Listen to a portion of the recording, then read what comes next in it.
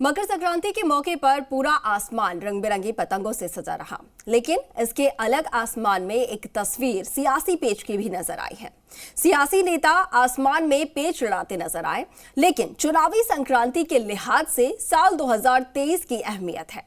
ऐसा इसलिए क्योंकि इस साल चुनावी दंगल में कौन सी पार्टी किसका पेच काटेगी और किसके मांझे में यहां पर गांठ पड़ेगी, उसी से तय होगा कि सियासत के आसमानी पेच से लेकर जमीनी दांव पेच किसकी सत्ता चलेगी।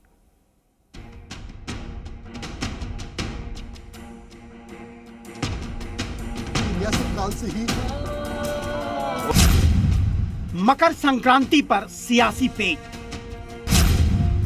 कौन है सियासी पतंग का सिरमौर?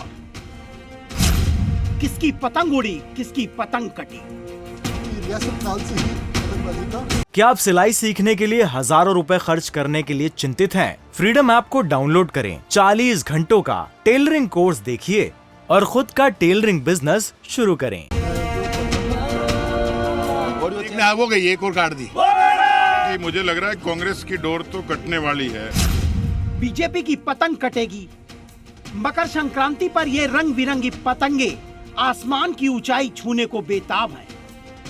कोई माझे की डोर को सुलझाने में उलझा है, तो कोई अपने दांव पेच से विरोधियों की पतंग को जमीन पर धराशायी कर रहा है। इन सब के इतर आसमान में सियासी पतंगबाजी का ये नजारा भी खास है। आज मकर संक्रांति पर जमीनी सियासत का दांव पेच छोड़कर नेताजी आसमान में पेच लड़ा रहे हैं। कांग्रेस नेता दावा कर रहे हैं इस बार तो आसमान में केवल उसकी ही पतंग उड़ेगी। आसमान के सियासी कलाबाजी में नेता विरोधियों की डोर काटने को बेताब है।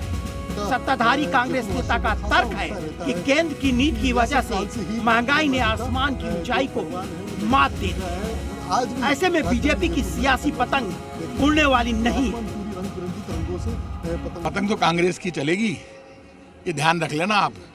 ये बीजेपी वालों ने जो आटे पे, इस पे, दाल पर, चावल पर और ये जो सारा धार्मिक काम किया है ना, इन्होंने बीजेपी वालों ने आटा, दाल, चावल सब पर टैक्स लगाकर आटा छीन लिया, पराठा छीन लिया। ये आटा नहीं खाने देंगे, निवाला छीन रहे हैं लोगों का। तो ये जो राजनीति है ये चलेगी नहीं। आप ये ध्यान के पतंग किसकी कटेगी इस बार सर? पतंग बीजेपी की कटेगी, तय है। Net to net fight. लेकिन आसमान में इस रंग बिरंगी पतंगों के बीच ज्यादा ऊंचा उठने की होड़ जितना आसान दिख रही है, असल में वो उतना है नहीं। ये बात सियासी नेता भी अच्छी तरह जानते हैं, तभी तो सत्ताधारी पार्टी के नेता और मंत्री भी कबूल रहे हैं कि इस बार सियासी जमीन पर बीजेपी कांग्रेस में नेट टू नेट फाइट है। हाँ, कांग्रेस नेता खुद को तसल्ली जरूर दे रहे हैं कि बीजेपी में आपस में ही झूठ और आगे बढ़ने की होड़ मची है। इस बार के चुनाव में कांग्रेस बीजेपी में बराबर की टक्कर है, ये किसी को गलतफहमी नहीं होनी चाहिए। नेक टू नेक फाइट है, मैं खुल के कह रहा हूँ आपको। और इस बार जब नेक टू नेक फाइट है वो इसलिए है कि हम सरकार में हैं।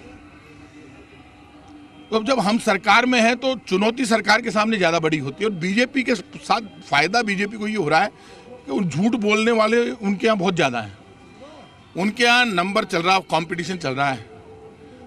उनके प्रदेश अध्यक्ष में, उपनेता प्रतिपक्ष में, नेता प्रतिपक्ष में झूठ बोलने की होड़। कौन आगे भागे? कांग्रेस की पतंग नहीं उड़ेगी। सत्ताधारी पार्टी के नेता भले ही सियासी दांवपेच में माहिर खिलाड़ी नजर आते हों, लेकिन विपक्ष भी इस बार अपना हुनर दिखाने को तैयार है। तभी तो बीजेपी नेता दावा कर रहे हैं कि इस बार कांग्रेस की सियासी पतंग उड़ने वाली नहीं है। देखिए, पतंगें संदेश तो देती हैं कि यदि व्यक्ति संतुलित तरीके से चले, उसके पक्ष में हवा अच्छी चले, तो वो ऊंचाइयां छू सकता है।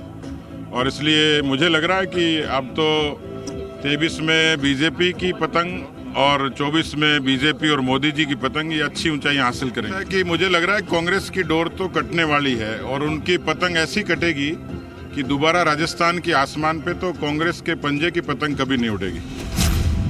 देसी मांझे से जीत का दावा। बीजेपी कहती है कि कांग्रेस की पतंग काटने के लिए तो जनता पूरी तरह तैयार बैठी है। बीजेपी नेताओं का कहना है कि सत्ता में बैठे लोग चाइनीज मांझे का इस्तेमाल करते हैं, जो ज्यादा दिन नहीं चलने वाला है, क्योंकि चाइनीज मांझे से पशु पक्षी मनुष्य घायल हो चुके हैं। लिहाजा बीजेपी देसी मांझे के सहारे सत्ता में वापसी का दम भर रही है। देखिए, वो चाइनीज लगाते हैं, लेकिन चाइनीज ज्यादा दिन चलता नहीं है और लोगों को नुकसान भी करता है। राजस्थान में भी बहुत लोगों को नुकसान किया, प्रतिबंध के बावजूद लोगों ने उपयोग किया। राजस्थान की सरकार उसको रोक नहीं पाई, पक्षी घायल हुए, लोग घायल हुए। हम तो स्वदेशी मांझे से लड़ेंगे और उनको हरा के बताएंगे। मकर संक्रांति के इस आसमानी दांवपेच के दंगल में एक दूसरे की सियासी डोर काटने के लिए नेताजी पेच लड़ा रहे हैं। भले ही कोई बाजी मार ले, लेकिन 2023 के चुनावी दंगल में जमीन पर किसका दांव चलता है, देखने वाली बात। दामोदर के साथ विष्णु शर्मा, जी मीडिया, जयपुर।